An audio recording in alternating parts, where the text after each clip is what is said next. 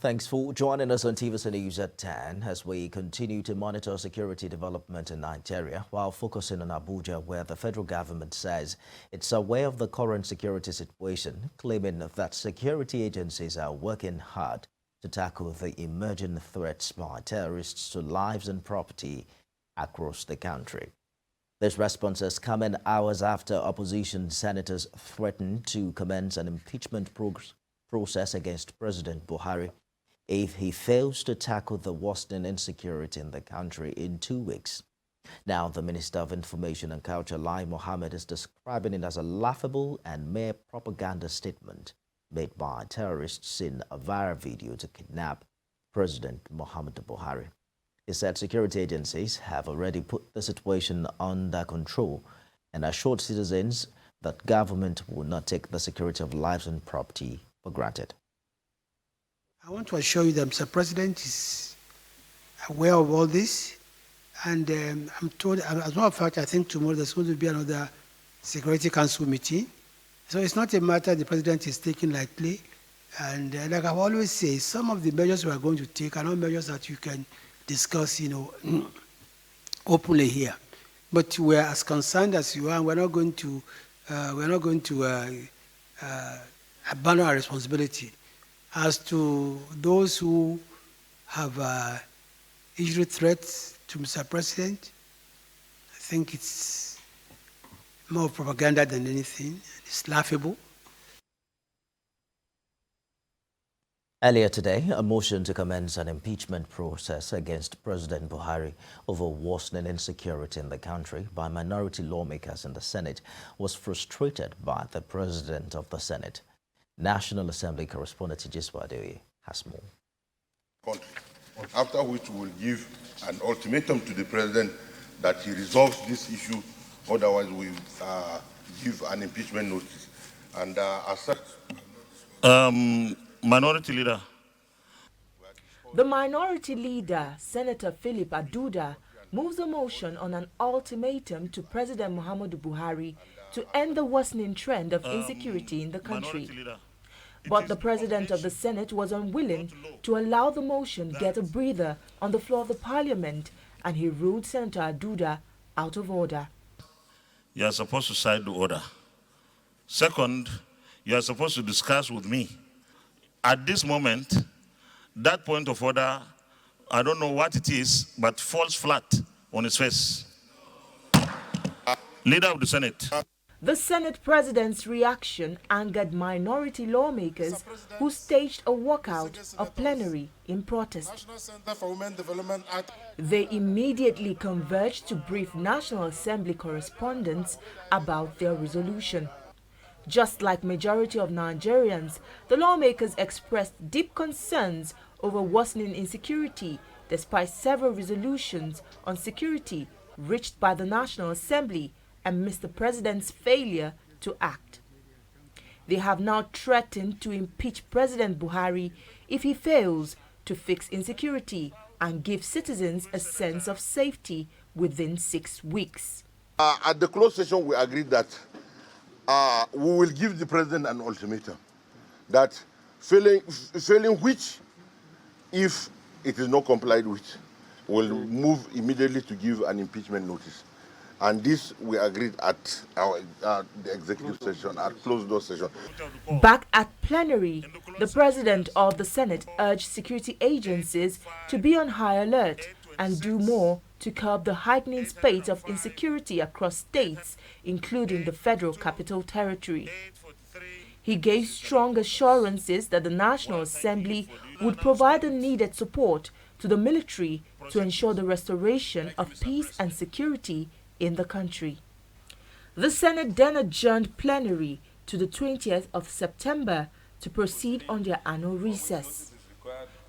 Jeswadeoye, TVC News, Abuja. We'll be back in Abuja shortly, but let's tell you that natives of Igbomotoru Kingdom are crying out over the continuous stationing of security personnel in the community. And this is happening weeks after an alleged combined team of military officers and surveillance contractors stormed the town in an operation that has left a good number of houses and valuables destroyed, with some civilians injured in the process. We have details in this report from BAYELSA. These disturbing scenes were recorded in the aftermath of the alleged attack in Igbomotoru. Maiming and beating of ordinary civilians are among the crimes said to have been perpetrated by the military, as narrated by the natives. With fears of repeat scenarios in the coming days, the leaders of the community alongside other stakeholders are in Yenagoa to raise alarm over the purported incidents taking place in the town. As I speak now, the military houseboat, which is situated in the Igbomotoru 1 community, has become a problem. 22 of June, till date, we have not experienced peace. The military, the dialogue, security, each time they like, they come to invade us, we run to the bush. Like this morning, before even I could wake up 6 o'clock, I saw these boys. They were destroying properties. Even our churches were destroyed. Others are critical of the sponsors of the dastardly acts in the town, calling for a thorough investigation as soon as possible. They are not happy that the community has come together. So all they have done is to use dialogue to invade the community. And the truth is, under the pretense that there is a problem in the community, there is no problem in the community. And in any event, soldiers don't have no powers whatsoever to invade any community. The Constitution of Nigeria is very clear, Section 217 to 218. Yesterday, we got a call from the state government for a meeting that is scheduled for Friday next week. But even after we got that call, these terrible dehumanizing acts are still being perpetrated, and nothing is being done. We're asking that the international community get involved in this. Now, even if the military will have to act, they have a standard code of conduct. It is not being respected in Igbomotoru communities. While the course of the alleged military operation remains unclear, the management of Dalong Oil and Gas Limited, in a recent press release, has since distanced itself from any involvement in the alleged operation in Igbomotoru. Elsewhere, officials of the National Drug Law Enforcement Agency have arrested a 25-year-old man, Destiny Agbajo, with 2 guns and cartridges along Oreo-Kitipupa Road. The state commandant of the NDLEA, Kayode Raji, while parading the suspects in Akure, said the suspect was arrested during a stop-and-search operation. Mr. Raji said he was arrested with 1 AK-47, 1 pump action, 91 bullets of 5.56 millimeters, 16 cartridges, and a cash of 347,000 naira.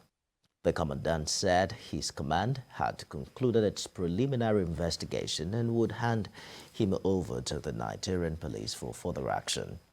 But the suspect told newsmen he got the bag containing the ammunition inside a bush in one village in BAYELSA State. He was arrested with AK-47. He was arrested with this AK-47, and the breech number we discovered had been tampered with. But in the magazine has color inscription that looks like the Nigeria Police Force. He was arrested with 3 magazines.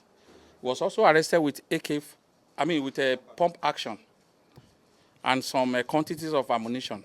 Saw them in BAYELSA State, the place where I'm working, the bush. I see them for bush. I looked the nylon bag where they wrap them. I saw this thing. After I walked the timber finish, I carry them to go my village. In other news, going forward, Nigeria's national carrier will be allowed to lease aircraft to begin operations. But what the federal government did not disclose is when the much-awaited Nigeria Air will begin operations in the country. This approval was given at this week's Federal Executive Council meeting chaired by President Muhammadu Buhari. The Ministry of Aviation also got approval for the procurement of a tool that will enhance the operations of the Accident Investigation Bureau. TV State House correspondent Femi Akode reports. The approval obtained from the Federal Executive Council brings the Ministry of Aviation closer to begin mainstream operation of Nigeria Air, which is the country's national carrier. Minister of Aviation Hadi Sirika says Nigeria Air is now permitted to lease 3 aircrafts and begin operations.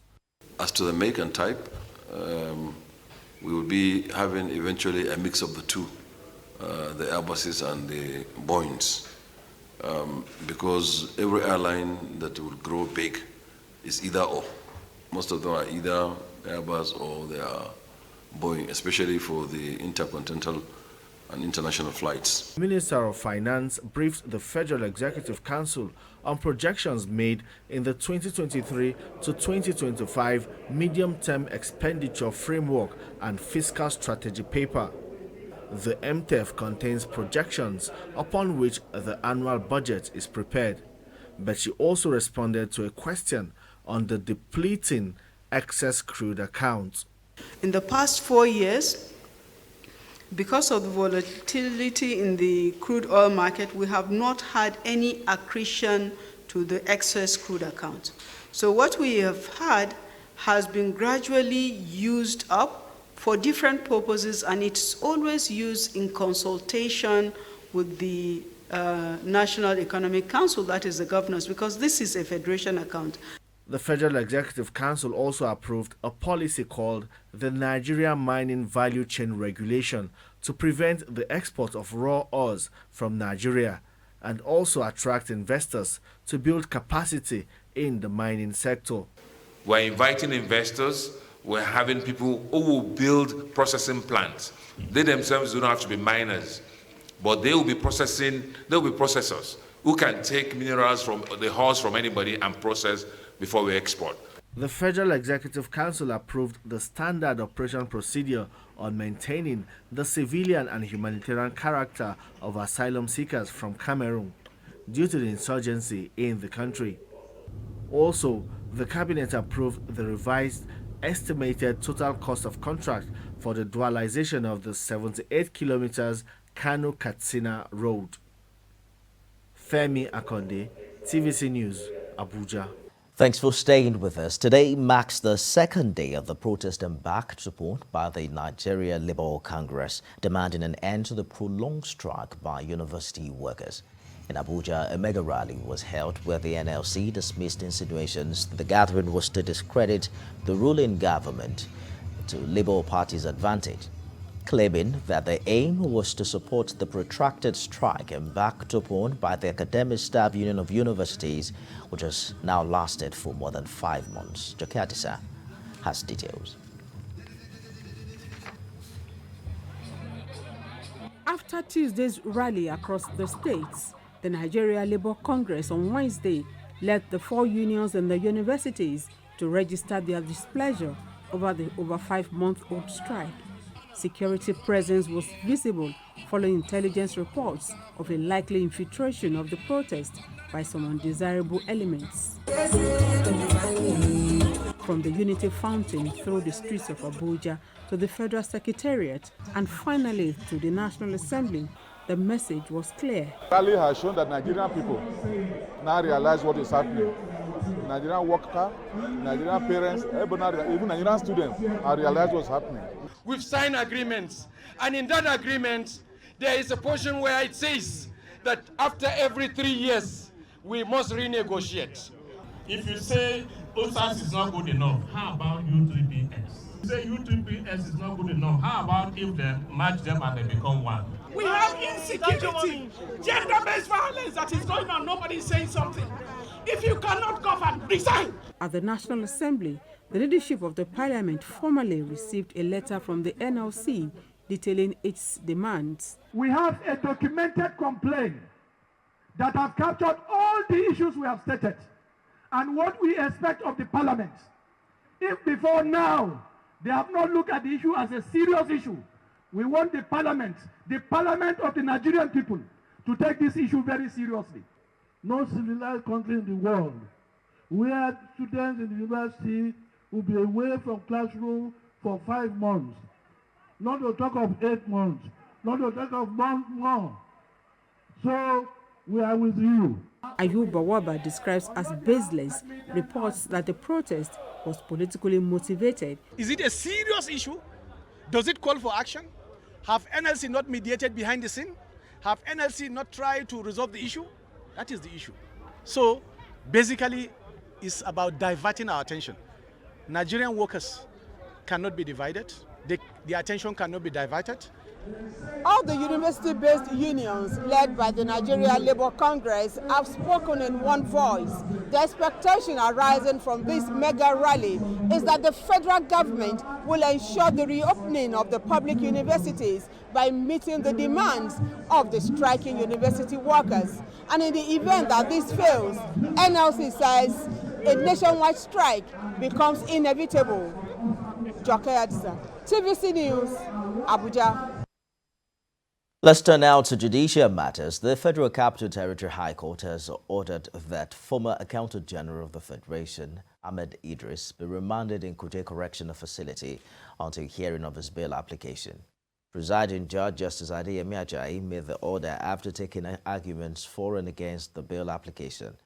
Counsel to Mr. Idris, Chris Uche, prayed the court to admit the defendant to bail in liberal terms as the alleged offences are bailable. Opposing the bail application, counsel to the EFCC Rotimi Jacob held that the court should look at the gravity of the alleged offences to refuse bail. The matter was adjourned till 28th July for ruling on the bail application. The former AGF and his co-defendants are facing a 14-count charge of stealing and criminal breach of trust to the tune of 109.4 billion naira.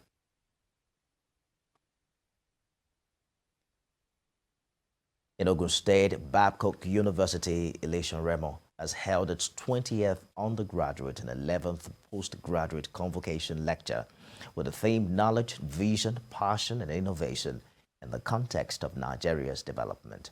Senior correspondent Sharon Jason has more. It's the 2022 convocation lecture of the Babcock University Elation Remo in Ogun State, with former Deputy Governor of Central Bank of Nigeria, CBN, Professor Kingsley Moghalu as the guest lecturer. While delivering his lecture titled Knowledge, Vision, Passion and Innovation in the Context of Nigeria's Development, Professor Moghalu stressed the need for political will to drive the right economy policies in Nigeria. Political economy is the problem of Nigeria, not just the economy, because it is the politics that drives the economy. Because the politics is bad, it will always produce those who do not have the capacity to run the economy. If the leader does not have that, and you say to him, appoint some experts, the experts can do nothing, because the experts may come up with solutions that affect the vested interests of the leader. I want to throw it through him to all of us. We must not just be ivory tower, totally removed from what is going on in the industry, in the larger society. And I think we need to conceptualize, because if we cannot conceptualize, we cannot practicalize. The guest of honor, the former president of Nigeria, Olusegun Obasanjo, said nation building requires clear direction, which has to be cohesive. For me, the most tragic thing is we have lost direction in nation building. That is the most tragic. And for as long as we do not get it right in nation building, we cannot get anything right in this country. Nigerian situation is beyond political parties. Today, Nigerian situation requires all hands on deck. It was concluded at the event that Nigeria must choose the type of economy it wants to run, while the university system should be encouraged to create indigenous solutions to African challenges. Sharon Ijason, TVC News. Baba. We're back in Abuja, where tax evaders, especially within the Federal Capital Territory, may face harsh sanctions very soon. The FCT Internal Revenue Service plans to establish a strong enforcement regime to discourage the practice. Chairman of the service, Harun Abdullahi, made this disclosure following the discovery that about 90% of Abuja residents do not file their tax returns. Tijeswa Adioye reports. Tax payment is critical to improving the quality of lives of citizens and funding essential infrastructure and the provision of social services by government. This seminar talks about the importance of reviving the culture of filing tax returns, as this is a basic requirement to providing finance for government to deliver public services, which is vital to sustainable development. Chairman of the FCT Internal Revenue Service and other experts present here lament the low compliance of tax returns among FCT residents, which they say has limited government's efforts to improve living conditions in the FCT. From our records, the number of taxpayers under the payee scheme is about 120,000, with half the figure comprising staff of federal government MDAs on the IPPIS platform, and those working for the FCTA and the area councils. This implies that 90% of FCT residents registered for tax do not file their tax returns, meaning only 10% of the registered taxpayers file their tax returns. The service says it hopes to expand its tax net to about 200 billion in the year 2022, with recovered unremitted taxes and levies included. This collection is expected from 20% of the registered taxpayers in the territory. First and foremost, if you see yourself as a tax collector in this climate that we are in, I think you've missed the point. You are a hope giver to a nation. Today's event is therefore a remarkable effort in ensuring greater performance by the service. I am positive that the outcome of this seminar will generate new ideas and innovative strategies for reviving the culture of filing tax returns in Nigeria. The canons of taxation is fairness, such that payment of tax is proportional to the income of the person. The FCT Revenue Agency is hopeful that the seminar will help identify the tools available to ensure full compliance in meeting the requirements needed to grow the economy by improving internally generated revenue and tax remittances. Away from that, a summit that will focus on discussions on how digitization is transforming the healthcare industry and how value-based care is key to better patient outcomes is underway in the nation's capital. Experts at a one-day event believe if effectively utilized, digital health can improve results in healthcare service delivery. Kemi Balogun reports. In recent times, the introduction of digital medical technologies has been able to provide better accessibility and flexibility of healthcare delivery to the public. This new approach includes availability of open information on health, treatment, complications, and also easy medical research of patients. This year, 93% of healthcare providers reported that they are innovating with a sense of urgency to meet up with the times. Thank you. This summit on digital health is simply to create a platform for these experts to discuss how digitalization is transforming the healthcare industry and how key this new approach is towards improving better patient outcomes. There was an assessment in 2018 on health access quality and index used by the Global Burden of Diseases and Injuries and Risk Factors study in 2016.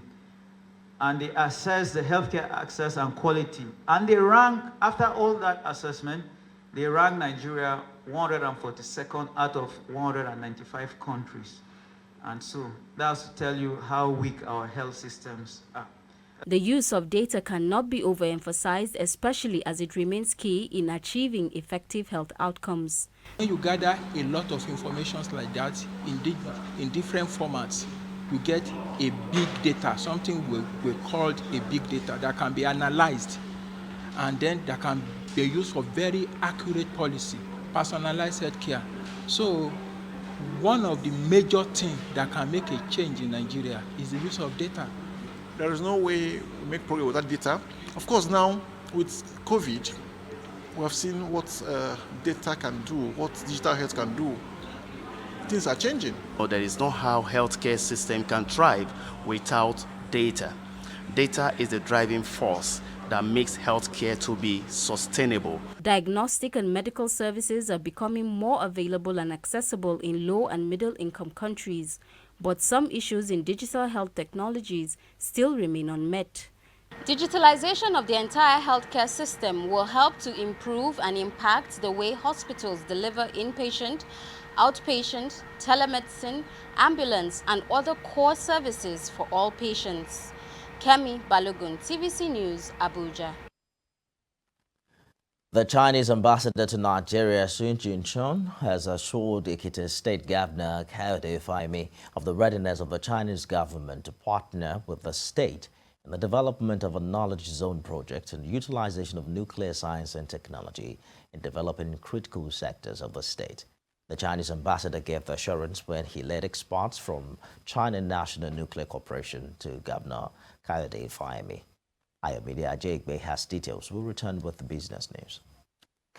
The governor of Ekiti State, Kayode Fayemi, while playing host to the delegation, explained that the partnership was important to his administration because of his passion for knowledge development as well as wealth creation for the benefit of the people of Ekiti State. The idea behind ALLEGE is to really take advantage of our passion for education here, but not just education for its own sake, but education for wealth creation, education for self-development and self-actualization. The delegation are on a 3-day visit led by the Chinese ambassador and accompanied by the Director General of Nigeria Atomic Energy Commission, and reiterate their optimism that the technological collaboration will promote understanding on how to peacefully apply nuclear energy to serve the people of the state. As a commission that promotes the development of nuclear science and technology in Nigeria, we're invited to see how we can partner with the state government in order to find a way of developing the agricultural hub of Ekiti State. The technical assistant to the governor expressed the readiness of the state to explore nuclear energy in the development of agriculture, education, health, and biotechnology. Today, what we have done now is to receive our partners and for Ekiti State government through the governor to renew the commitment of the state to the particular project we want to bring to the knowledge zone, which is the gamma irradiation facility. That facility is going to drive tens of thousands of jobs annually, formally and informally. China has about 60% stake in the entire funding of the project, with the team securing major requirements needed for the takeoff. One important thing with the memorandum of understanding reached between the Chinese ambassador and also the Ekiti State government is the sustainability of this project. And the governor has made it clear that the incoming administration is as well committed to the sustenance of this project in partnership with the Chinese government. Ayomide Ajegbe, TVC News. In business news, the Federal Accounts Allocation Committee says it has disbursed a total of 802.407 billion naira to the 3 tiers of government. That's for the month of June 2022. According to a statement by FARC, the federal, state, and local governments share the allocation for the month of June, increased by 18% from the 602 billion naira it disbursed in the month of May. The statement shows that the gross statutory revenue of 608.58 billion naira was distributed, from which the federal government was allocated a sum of 292.785 billion naira. States got 148.5 billion naira, while local governments got 114.49 billion naira. States entitled to all derivation also got 52.79 billion naira. The communique also shows the gross revenue available from the value-added tax for June 2022 was 193.827 billion naira, while the federal government got 29.074 billion naira. States received 96.914 billion naira, as the local governments were given 67.839 billion naira. The committee further revealed that companies' income tax and petroleum profit tax reported significant increases, while import duty, oil and gas royalties increased marginally, as excise duties decreased significantly, while VAT decreased marginally. Meanwhile, the Federal Inland Revenue Service says it is prepared to work with any institution that will help boost its tax revenue generation drive. It made this known in a meeting with the Chartered Institute of Stockbrokers in Abuja. Lara Afolayan reports. Improving revenue generation for Nigeria through taxation is of top priority to the Federal Inland Revenue Service. At this meeting with the Chartered Institute of Stockbrokers, the FIRS says the performance of the country's capital market has been really impressive. It now expects this to result in increased revenue. The current performance of Nigerian capital market, which last year, or in 2020 and 2021, was rated the best in the world. The service expects corresponding increase in revenue from the capital market for the local government, the state and the center to be able to provide critical infrastructure that are currently lacking, to be able to provide social amenities to the citizens. The stockbrokers want the FIRS to help with educating investors on the capital gains tax to aid its implementation. The market itself has changed. It has changed structurally, it has changed with regards to technology. So implementing the provisions may be a bit challenging because determining even the cost, which is the basis of determining the gain, will be a bit technical, and there's need for us to be able to shape the implementation. The FIRS says it is willing to enlighten the stockbrokers and investors on this development. The service will be interested in collaborating with the Institute in the many areas to improve our revenue collection for the nation and also block loopholes. The service can collaborate with the Institute in the areas of training and capacity building for staff, sensitization of capital market operators, which you have already given us opportunity, and other professional service to promote taxpayer compliance. The stockbrokers also seek assistance of the service towards aiding the review of its Act 105 of 1992, which is presently undergoing amendment at the National Assembly. The motive is to reenact a legislation that is much broader in scope. We therefore request for the support of the FIRS for the successful passage and presidential assent to the bill as it moves from the House of Reps onto the Senate for concurrence. The stockbrokers as well request that the FIRS includes the Institute of Stockbrokers qualification obtained by its employees in its career and skills group. The visit by the Stockbrokers Institute is coming ahead of activities marking the investiture of its new president, annual conference, as well as its 30th anniversary later this year. Lara Afolayan, TVC News, Abuja. The continuous importation of goods that can be produced in Nigeria is a threat to the Nigerian economy. The custom controller of the Strike Force Team Zone A asserted this position while presenting the half-year report highlighting the team's activities. TVC News correspondent Ifunaya Eze reports. We made seizures worth a total duty paid value of 7,432 million. Rendering its performance profile between January and June 2022, the Strike Force Team Coordinator, Mohammed Yusuf, states that for as many seizures that are intercepted and destroyed, the economy is affected and scarce foreign exchange are lost.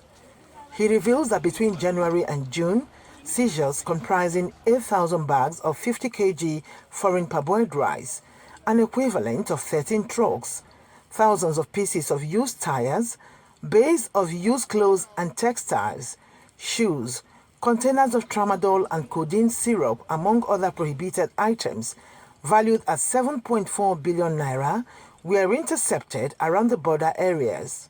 We are losing forex because our hard-earned forex is being utilized to bring in these goods. if we can build we can encourage our local industries with time, continuously, these things will be okay. Before now, when the whole thing about rice came on board, of course, nobody even liked this rice. It had a lot of stones and all over. But as time goes on, with constant, research, we now have good rice. With our population, we can now farm a lot and even export to other African countries. Nigeria has the population. We have all it takes. In the month of April, showing a chart highlighting his revenue generation profile for the first half of the year. He knows that through its interventions, the strike force team was able to recover more than 3.1 billion naira from issuance of demand notices within the period under review.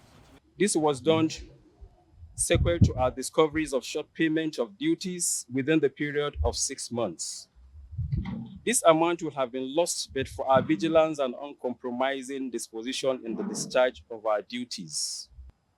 When compared to what we have collected, this shows an increase of 1,332,242,208 naira, representing about 73% increase. Underscoring the need for the trading public to be guided by the import and export prohibition list and guidelines, he warns that ignorance of the law is not an excuse. Ifunanya Eze, TVC News, Lagos. Low trade continued across the various sectors of the stock market as heavy cap firms took losses. Effiong Ekop reports on markets.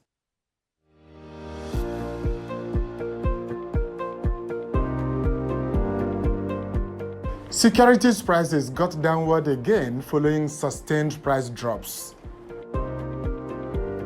Big cap stocks like MTN Nigeria, Zenith Bank, GT Holdings, First Bank Group, and Access Corporation all traded in the negative territories. Other losers were Prestige Assurance, Jayes Bank, Custodian Insurance, Mayor Pence, and Qtix. The market lost half of a percentage point on its index at the close of trading hours. Only 3 stocks recorded marginal gains as many investors avoided risks. 829 million units of shares worth 4.10 billion naira were traded at the exchange. Effiong Ekop, TVC News, Lagos. Better than expected results at Microsoft and Google helped steady a nervous mood in stock markets today, while bonds and the dollar were on edge ahead of a U.S. Federal Reserve meeting that is expected to deliver another big rate hike.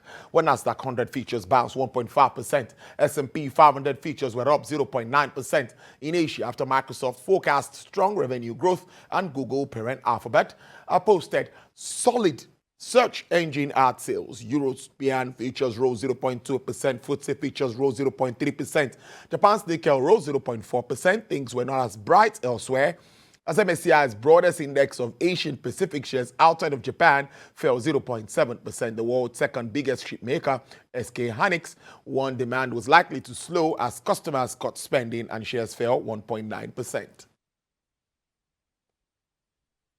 Oil prices on international market held steady today as concerns about weaker demand offsets industry data that showed a larger than expected drawdown in U.S. crude stockpiles. A U.S. West Texas Intermediate crude recorded a price increase of 0.82% to hit $95.76 per barrel. Brent sells at $105.20 per barrel, registering an upward price margin of 0.57%. Bonnie Light's performance is still in the red zone with a price drop of 3.25%, selling at $118.10 per barrel. For the OPEC basket, crude oil dealers offer $106.30 per barrel, recording a decline in price of 1.29%.